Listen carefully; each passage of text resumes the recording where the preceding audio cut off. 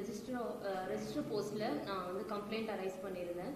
அதுக்கப்புறம் அடுத்த நாள் என்னுடைய லாயரோட நானே டைரெக்டாக போய் 4th ஸ்டேஷனில் ஃபஸ்ட்டு கம்ப்ளைண்ட் அரைஸ் பண்ணியிருந்தோம். இது மாதிரி நானும் பொன்னையனும் விரும்பியிருந்தோம். அதுக்கப்புறம் அவர் நான் அவரால் கன்சீவ் ஆகியிருந்தேன், அதை அபார்ட் பண்ண வச்சாரு. அதுக்கப்புறம் சூசைட் அட்டம் பண்ணியிருந்தேன். அதுலேயும் அவர் தான் வந்து எல்லாம் சரி பண்ணி காப்பாற்றி எல்லாம் பண்ணிட்டு ஆகஸ்ட் 30க்கு அப்புறம் அவருக்கும் எனக்கும் எந்த தொடர்பும் இல்லாமல் ஆயிடுச்சு. அது குறித்து நான் கம்ப்ளைண்ட் அரைஸ் பண்ணியிருந்தேன் சாரோட போய். அங்கே 3 நாள் எங்களை வந்து அலைய விட்டாங்க, காலையில் ஈவினிங்னு சொல்லிட்டு. அவங்க சைட்லேருந்து லாயர்ஸ் மட்டும் வந்தாங்க, வேறு யாரும் வரல. வந்தவங்களும் வந்து ஏதாவது பேசி முடிச்சு விடுங்க அப்படிங்கிற மாதிரி சொல்லிட்டு அவங்க பேசிட்டு போனாங்க. அவங்க சைட்லேருந்து யாரும் எங்களை இது பண்ணல. அதுக்கப்புறம் 3rd டே எங்கள்கிட்ட சொன்னாங்க, இது உங்கள் ஜூரிஸ்டிக்ஷன் கிடையாது, நீங்கள் ஸ்ரீரங்கம் போகணும்னு. கமிஷனர் மேடம் கிட்ட நான் வந்து பெட்டிஷனை கொடுத்து அவங்க கிட்ட கேட்டதுக்கு ஸ்ரீரங்கம்க்கு எனக்கு மாற்றி கொடுத்தாங்க. அவங்க சொன்னதன் மூலமாக அங்கே வந்து என்ன ஏதுன்னு கேட்டு எனக்கு எடுத்துக்கிட்டாங்க. அங்கேயும் பார்த்தீங்கன்னா எஃப்ஐஆர் போடுறதுக்கு 8 நாள் என்னை அலைய வச்சாங்க. திரும்ப நான் கமிஷனர் மேடம் கிட்ட சொல்லி பெட்டிஷன் கொடுத்து எல்லாம் பண்ணதுக்கப்புறம் மேடம் சொன்னதுக்கு அப்புறம் தான் எஃப்ஐஆரே போட்டாங்க, எல்லாம் பண்ணாங்க. அது வரைக்கும் அவங்க சைட்ல இருந்து இப்போ யாருமே என்கிட்டயோ யார்கிட்டயோ பேச வரல. எஃப்ஐஆர் போடுறதுக்கு முன்னாடி நாள் பார்த்தீங்கன்னா எங்கள் அம்மா அப்பாவுக்கு த்ரெட்னிங் கால் போயிருந்துச்சு. அந்த த்ரெட்னிங் காலில் நீ கேஸை வாபஸ் வாங்க சொல்லுங்க, இந்த மாதிரி ஸ்ரீரங்கம் போலீஸ் ஸ்டேஷனில் தேவையில்லாமல் அவங்க பொண்ணு கம்ப்ளைண்ட் கொடுத்துருக்காங்க, பிரச்சனையை பெருசாக்கிட்டு இருக்காங்க அப்படின்னு சொல்லி த்ரெட்னிங் கால் வந்துச்சு. லாயர் வந்து தப்பாக வழி நடத்துறாருன்னு அந்த த்ரெட்னிங் காலில் எங்கள் அம்மா அப்பாவுக்கு சொல்லி அவங்கள பயமுறுத்தி அவங்கள இங்கே வர வச்சு அது ஒரு பெரிய இஷ்யூவே ஆக்கி விட்டாங்க. அதுக்கப்புறம் பேசி எல்லாம் புரிய வச்சு நான் அவங்கள உடம்பு சரியில்லாதவங்க ரொம்ப, அதனால நான் அவங்கள அமுச்சு விட்டுட்டு அதுக்கப்புறம் பார்த்தேன். அதுக்கப்புறம் எஃப்ஐஆர் போட்டு இப்போது திரும்ப டிஸ்ட்ரிக்ட் கோர்ட்டில் முன்ஜாமீன் அப்ளை பண்ணாங்க. அது வந்து அவங்களுக்கு கேன்சல் ஆகிடுச்சு. கேன்சல் ஆனதுக்கப்புறமும் அவங்கள அரெஸ்ட் பண்ணல. திரும்ப ஹைகோர்ட்டில் இப்போ மதுரையில் போட்டாங்க, அதுலேயும் கேன்சல் ஆகிடுச்சு. இப்போ வரைக்கும் யாரும் அவங்கள எதுவும் அரெஸ்ட் பண்ணலை. அவங்க எங்கே இருக்காங்க என்னன்னு கூட யாருக்கும் எதுவும் தெரியாது. போலீஸ் வந்து எனக்கு இன்ஃபார்ம் பண்ணுறேன், எதுனாலும் இன்ஃபார்ம் பண்ணுறேன்னு சொல்லியிருந்தாங்க. அவங்க வீட்டில் இருந்து கூட இப்போ யாரோ பேச வராங்க, பேசுறதுக்காக போயிருக்காங்க. இன்ஸ்பெக்டர் மேடம் அவங்க அக்காவை பார்த்து பேச போயிருக்காங்க அப்படிலாம் சொன்னாங்க. ஏசி மேடம் எனக்கு இன்டிமேட் பண்ணாங்க, பார்த்துட்டு வந்துட்டு எதுனாலும் சொல்கிறேன் அப்படிங்கிறதையும் ஏசி மேடம் தான் சொன்னாங்க. ஆனால் இன்ஸ்பெக்டர் சைட்லேருந்து யாருமே கால் பண்ணல. போயிட்டு வந்ததுக்கப்புறம் யாருமே எனக்கு எதுவும் இன்டிமேஷன் கொடுக்கல. நான் கல்யாணத்துக்காக தான் நான் பெட்டிஷன் கொடுத்து நான் கேட்டிருந்தேன் சார். இப்போ வரைக்கும் அதுக்கு எந்த பதிலும் இல்லை அவங்க சார். ஏடிஎம்கேல அவங்க மாமா வந்து எக்ஸ் கவுன்சிலராக இருந்தாங்கன்னு சொல்லியிருக்காங்க.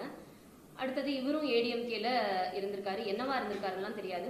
குமார் அவங்களுக்கு கீழே இருந்ததா சொல்லுவார். வீடியோஸ் ஃபோட்டோஸ் எல்லாம் அது ரிலேட்டடாக எனக்கு அனுப்பிச்சிருக்காங்க. இந்த கேஸ் பொறுத்த மட்டும் இந்த சாராம்சத்துக்கு காஸ் ஆஃப் ஆக்ஷன்னு சொல்லுவாங்க.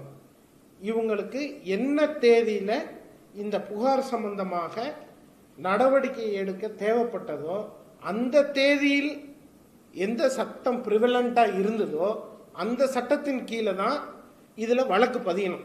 அப்படி பார்த்தா பிரிவு 69 பிஎன்எஸ் பாரதிய சங்கீத நயத்தாவில் கேஸ் ஃபைல் பண்ணணும் பிஎன்எஸ்ல. அதுக்கு 10 வருஷம் தண்டனை டைரக்டாக இருக்குது. அது சம்பந்தமாகவும் பிரசுரங்கள் இங்கே எல்லாத்துக்கும் கொடுத்துருக்கேன். ஆனால் அதெல்லாம் விட்டுட்டு இந்திய தண்டனை சட்டம் 417 மற்றும் 420 இது ரெண்டும் ஒன்றா லையாவாதுன்னு பல தடவை உயர்நீதிமன்றங்கள் சொல்லியிருக்கு. இப்போ கடைசியாக கூட 2024 உச்சநீதிமன்றமும் இதை தெளிவாக சொல்லியிருக்கு. இதன் பிறகும் ஒரு பெண் பிள்ளை தனியாக போய் அங்கே புகார் கொடுக்குது. என் ஜூனியரோட போய் அந்த புகாரில் ஆரம்பத்திலிருந்து இங்கே இருக்கக்கூடிய அனைத்து காவல் அதிகாரிகளுக்கும் என்னோட பர்சனல் வாட்ஸ்அப்பில் இருந்து எனது கட்சிக்காரர் கொடுத்திருக்கக்கூடிய இந்த புகாரானது 69 பிஎன்எஸ் 2023 கீழ் வரும் சொல்லியிருக்கப்பட்டிருக்கக்கூடிய சங்கதிகள்லாம் சொல்லி அப்பையும் கொடுத்தேன், இப்பையும் கொடுத்தேன்.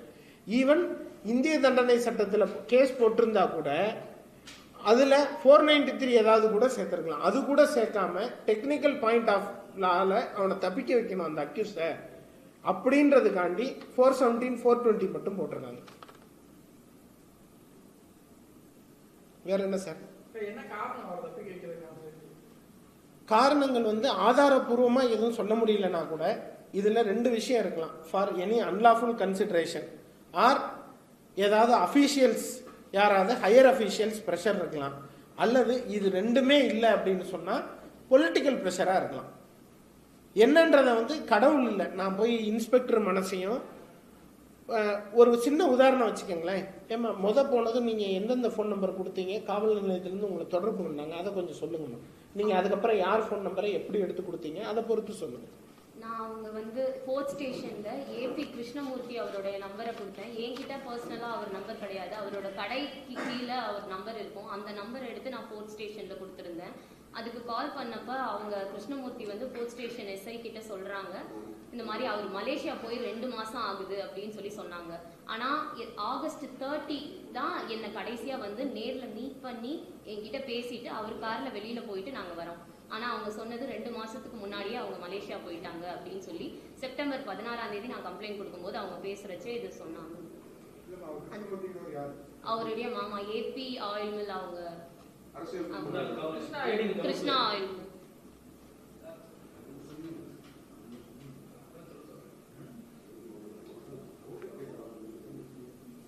என்னதான் வந்து இன்ஸ்பெக்டர் மேடம் வந்து கேட்டாங்க, லாயருக்கு எவ்வளோ ஃபீஸ் கொடுக்குற, அடுத்தது வந்துட்டு நீ லார்ஜா போயிட்டு இருப்ப, இதுக்கெல்லாம் நான் பொறுப்பா அப்படிங்கிறது எல்லாமே இன்ஸ்பெக்டர் மேடம் என்னை வந்து கேட்ட கொஸ்டின்ஸ். நான் அதை மாற்றி எழுதிட்டேன், ஒரு ரெசிடென்சி நேமை முன்னாடி எழுத வேண்டியதை பின்னாடி எழுதிட்டேங்கிறதுக்காக அவங்க என்கிட்ட கேட்ட கொஸ்டின் இது. என்கிட்ட இருந்து சார் வந்து எந்த ஒரு பைசாவும் எதுவுமே வாங்கல. நான் பாதிக்கப்பட்டது தெரிஞ்சு அவர் எனக்கு ஃபுல் அண்ட் ஃபுல் ஹெல்ப் பண்ணியிருக்காரு. இப்போ வரைக்கும் எனக்காக அவர் பே பண்ணி பெட்டிஷனுக்கு கூட அவர் தான் என்கிட்ட பைசா இல்லை அப்படின்னு சொல்லிட்டு நான் ஒருத்தி தான் சம்பாதிக்கிறேன் என் வீட்டுக்கு நான் அதை தான் கொடுக்கணும், எல்லாம் பண்ணணும்.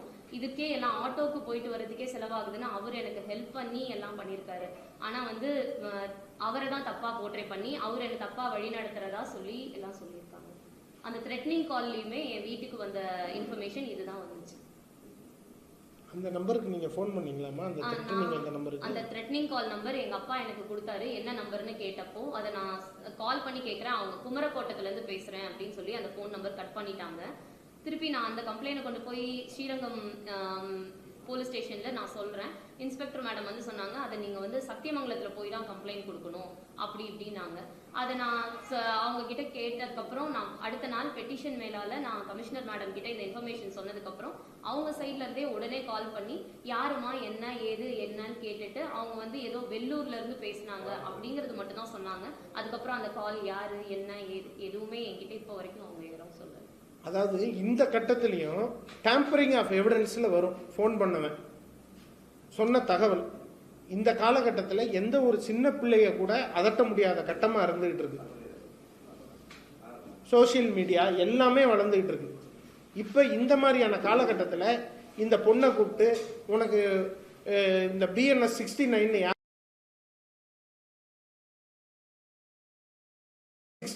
யார் சொல்லி, அதாவது ஒரு ஸ்டெடி மைண்ட் இல்லை, ஒயிட் காலர் கிரிமினல்னு சொல்லுவாங்க.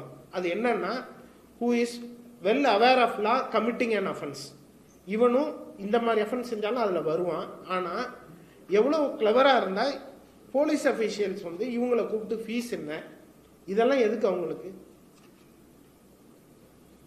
இதெல்லாம் வந்து மேலதிகாரி வரைக்கும் எழுத்துப்பூர்வமாக போய் இன்னைக்கு வரைக்கும் நடவடிக்கை இல்லை. அவன் மேலேயும் நடவடிக்கை இல்லை, கன்சர்ன் ஆய்வாளர் மேலேயும் நடவடிக்கை இல்லை. ரொம்ப வேதனையா இருக்கு.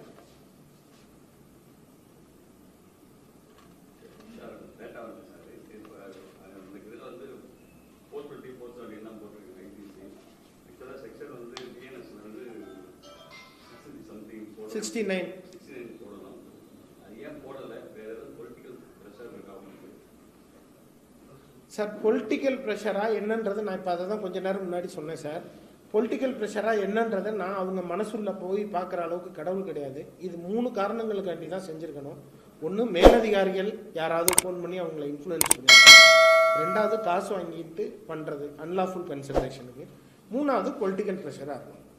இது 3த்துல எதுன்றதை நான் உள்ளே வந்து அவங்க ஃபோனை நான் இன்வெஸ்டிகேட் பண்ணுறது. இப்போ உதாரணத்துக்கு இந்த கேஸில் இந்த அம்மா ஒரு புகார் கொடுத்துருக்காங்க. இந்த புகாரானது இந்த பாதிக்கப்பட்ட இந்த பெண் ஒருத்தர்கிட்ட மட்டும்தான் இந்த வேலையை செஞ்சுருக்கானா? ஏன்னா ஒயிட் காலர் அஃபெண்டர் மாதிரி நடந்திருக்கான் சார்.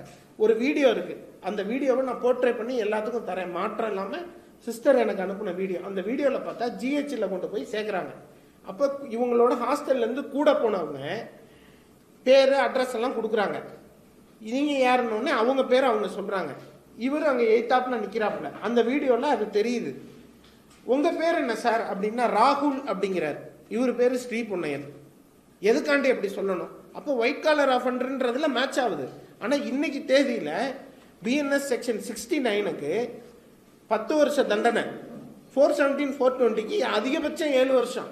அதில் ஹைகோர்ட்டு பல தடவை சொல்லிட்டாங்க 417 420 சேர்த்து போடாதீங்கன்னு.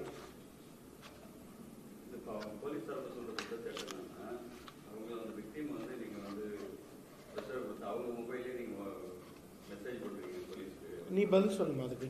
இல்லை சார், எனக்கு நான் அவங்க கிட்ட கேட்டிருந்தேன் இந்த மாதிரி என்ன ஏதாவது பேசினாங்களா என்னங்க. ஏன்னா நான் பெட்டிஷன் கொடுத்தது கல்யாணத்துக்கு தான். ஸோ அவங்க என்னை கூப்பிட்டு கேட்கும் போது என்ன விஷயம் மேம், எனக்கு எந்த ஒரு இதுவும் வரல, டீட்டெயில்ஸ் எதுவும் யாருமே சொல்லலை என்னன்னு கேட்க போக அவங்க நான் இன்னைக்கு பேசிட்டு நான் சொல்கிறேன்னு எனக்கு ஏசி மேம் ரொம்ப ஹெல்ப் பண்ணி அவங்க சொன்னாங்க.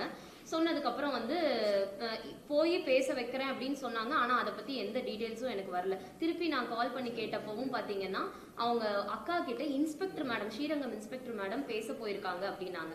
திருப்பி உனக்கு கூப்பிட்டு சொல்லுவாங்கம்மா எதுனாலும் அப்படின்னு ஏசி மேடம் அழகாக சொல்லிட்டு வச்சுட்டாங்க. ஆனால் இங்கே இன்ஸ்பெக்டர் சைட்ல இருந்து யாருமே எனக்கு கால் பண்ணலை, எதுவுமே பண்ணலை. அது ரிலேட்டடாக நான் என்னன்னு நான் சொல்லி தான் சார் கிட்ட ஒப்பீனியன் கேட்டு நான் தான் அந்த டெக்ஸ்ட்டை அனுப்பிச்சேன். நான் அட்லீஸ்ட் ஆக்ஷனாவது எடுங்க அப்படின்னு சொல்லிட்டு யாரும் பேசவும் வரல. நீங்க ஆக்ஷனாவது எஃப்ஐஆர் போட்டு எடுங்க அப்படின்னு. இதுல என்னன்னா கவனிக்கப்பட வேண்டிய விஷயம், காவல் அதிகாரிகளுக்கு நாள் 1லேருந்தே தெரியும். அவங்க காவல் நிலைய எண்ணில இருந்து தான் ஸ்ரீ புன்னையனோட எந்த எண்களும் போகவில்லை.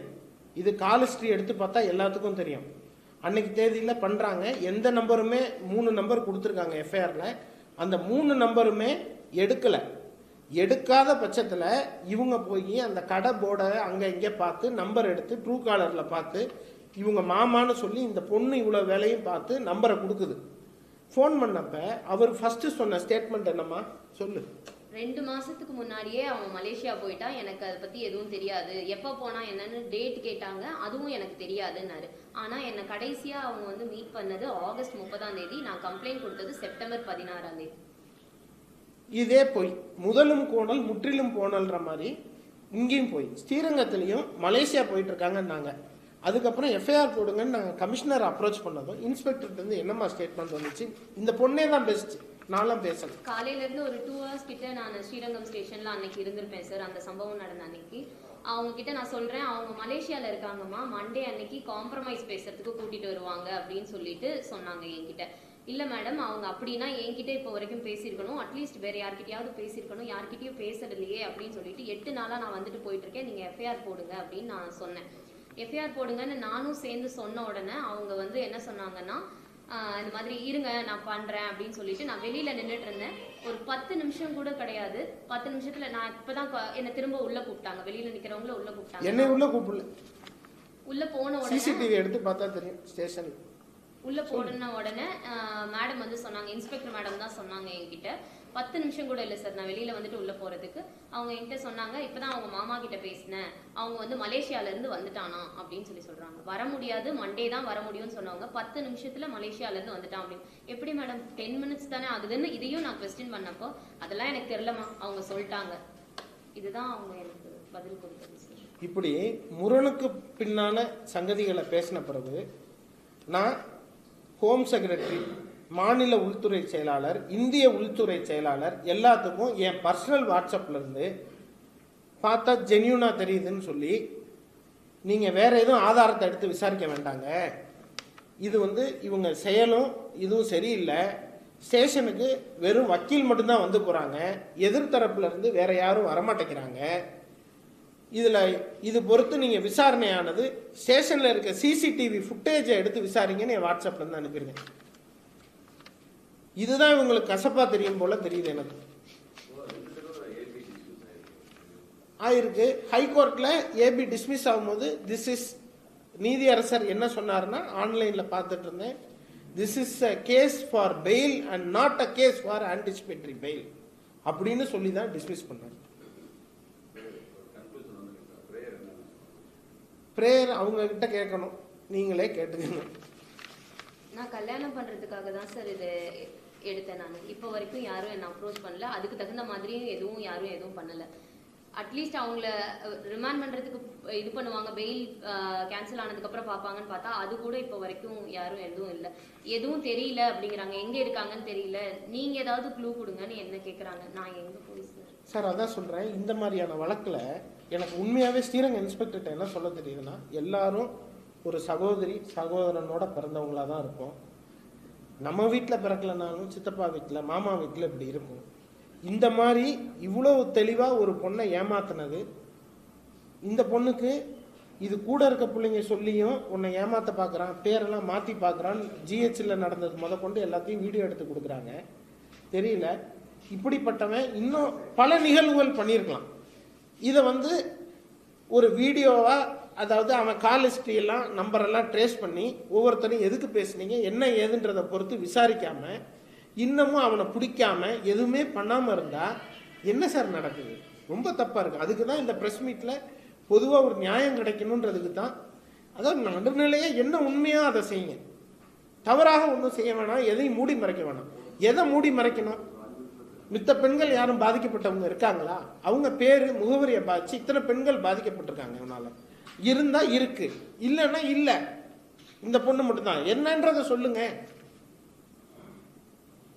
அதை விட்டுட்டு வக்கீல் சொன்னாருன்னா இந்த காலத்துல யார் சார் பிடிச்சி வைக்க முடியும் சொல்லுங்க பாப்போம்.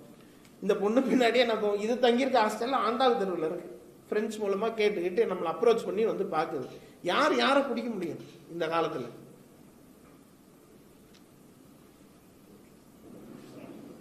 அவ்வளவுதான் சார். தேங்க்யூ. கமிஷனர் மேம் அன்னைக்கு நான் பெட்டிஷன் கொடுக்க போன அன்னைக்கு கமிஷனர் மேம் ஏதோ சீரியஸ் ஒர்க் இருக்கு அப்படின்னு சொல்லிட்டு எல்லாரும் கிளம்பி போயிட்டாங்க சார். அதனால என்னால கமிஷனரை பார்க்க முடியல. ஐஎஸ்ஏசி அவர் என்னோட பெட்டிஷனை வாங்கிட்டு நான் ஆக்ஷன் எடுக்க சொல்றேன்னு என்கிட்ட சொல்லி அனுப்பிச்சிட்டாரு சார். இல்லம்மா, அந்த யாரோ உங்களை உட்கார சொன்னாங்க ஏதோ சொன்னீங்களே, அதெல்லாம் சொல்லுங்க. நான் பெட்டிஷன் கொடுக்க போகும்போது ஆல்ரெடி அன்னைக்கும் ஒரு ப்ரெஸ் மீட் நடந்துச்சு. அது அதை உள்ள யார் இன்டிமேட் பண்ணாங்கன்னு தெரியல. உள்ள சொன்னோன்னா உள்ள இருந்து ஒரு மேடம் வெளியில சொன்னாங்க, நீங்க கொஞ்சம் வெயிட் பண்ணுங்க, கமிஷனர் மேம் உங்களை தனியா மீட் பண்ணணும்னு சொல்றாங்க அப்படின்னு சொல்லி என்னை வெயிட் பண்ண சொன்னாங்க. நான் வெயிட் பண்ணி ஒரு 15 மினிட்ஸ் இருக்கும். அவங்க இந்த மாதிரி அர்ஜென்ட் ஒர்க்குன்னு எல்லாரும் கிளம்பி எல்லாருமே போயிட்டாங்க. நிறைய பீப்புள்ஸும் இருந்தாங்க, அவங்களும் அவ்வளவுதான் கிளம்பி போயிட்டாங்க. வேற எந்த இதுவுமே எனக்கு யாருமே இன்டிமேட் பண்ணல. ஏன் போனாங்க எதுக்குன்னா எனக்கு தெரியாது. மேடம் ஒர்க் இருக்குன்னு கிளம்பி போயிட்டாங்க. ரெண்டாவது இதுல இந்த தடவையோட இது மாதிரியான பாதிக்கப்பட்ட பெண்கள் போகும்போது அவங்களுக்கு தேவையில்லாத பிரச்சனைகளை கொடுக்கறது, அவங்கள சம்மந்தப்படுத்தி பேசுறத, இந்த மாதிரி உங்களை வேற ஒருத்தங்க தூண்டி விடுறாங்க. யாரும் தூண்டி விட முடியாது. எல்லாத்துக்கும் கடவுள் 6 அறிவு யோசிக்க தான் கொடுத்துருக்காங்க. அவங்கவுங்க வீட்டில் போய் உட்காந்து யோசிச்சாங்கன்னா யாரை தூண்டி விடுறாங்கன்னு புரிஞ்சுது.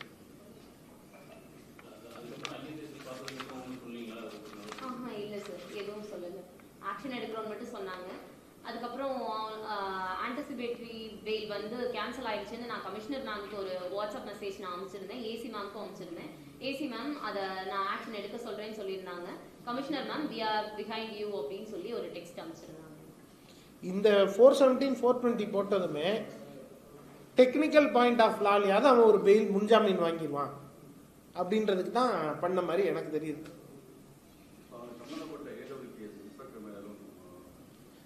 நடந்த இப்போ இந்த பொண்ணு என்ன சொன்னிச்சோ இது எல்லாமே என்கிட்ட சொன்னதும் உன் கைப்பட எழுதி கொண்டு போய் கொடுமான்ட்டேன். எழுதி கொண்டு போய் அவங்ககிட்ட மனுவாக தடவை கொடுத்துருக்கு. 2வது தடவை ப்ரெஸ் மீட் கொடுத்தப்பையும் ஒரு மனு கொடுத்துருக்கு. ஏன்னா இதில் என்னன்னா 2 பேருமே, இந்த பொண்ணு இருக்கிறதும் கோட்டை காவல் நிலைய எல்லைக்கு உட்பட்டு தான், அந்த பையன் இருக்கிறதுமே கோட்டை காவல் நிலைய எல்லைக்கு. அப்போ இது கோட்டை ஆளுமனும் நடவடிக்கை எடுக்கலாம். அங்கிருந்து உதாசீனப்படுத்திட்டு, அதாவது எப்படின்னா வாங்க நடவடிக்கை எடுத்துட்டோம், இதுக்கு மேலே எங்களால் என்ன செய்ய முடியும்? எனக்கா போலீஸ் மாதிரி கால் ஹிஸ்டரியை ட்ரேஸ் பண்ணுறதுக்கு வாக்கி டாக்கி வயர்லெஸ் எக்யூப்மெண்ட்ல எனக்கா கொடுத்துருக்காங்க? ஃபோரன்சிக் லேப் இதெல்லாம் யாருக்கு கொடுத்துருக்காங்க? ஈவன் வாட்ஸ்அப்பில் நான் ஒரு சங்கதி அழிச்சா கூட அதுக்கான சைபர் கிரைம் அஃபீஷியல்ஸ் வச்சு பார்க்குற கெப்பாசிட்டி போலீஸுக்கு இருக்கு. ஸ்பெஷல் டீம் வச்சுருக்காங்க. இதெல்லாம் எதுக்கு? ஒருத்தனை பிடிச்சி விசாரிக்க தான். அப்படி தவறாக விசாரிப்போன் இருந்தால் எந்த ஒரு கிரிமினல் ஜூரிஸ்ப்ரூடன்ஸ் பிரகாரம் எந்த ஒரு அக்யூஸ்டும் தப்பு செய்யாமல் எந்த ஒரு நடவடிக்கையும் ஈடுபட மாட்டான். அப்படி இருக்கும்போது இந்த விஷயத்துல அவன் தவறு விட்டுருக்கானான்றத அவன் கால் ஹிஸ்டரி ட்ரேஸ் பண்ணா தெரிஞ்சிட போகுது சார். யார்கிட்ட பேசியிருக்கான், என்ன பேசியிருக்கான், அந்த நம்பர் யார் யூஸ் பண்ணியிருக்கா, என்ன ஏதுன்னு தெரிய போகுது. நம்மளே அந்த நம்பர்லாம் என்கிட்டே கொடுத்தாங்க, உங்ககிட்டே கொடுத்தாங்கன்னா ட்ரூ காலரில் போட்டு என்ன பேர் வருதுன்றத சொல்லிடலாம். யார் ஐடின்றதை அவங்க தான் பார்க்கணும்.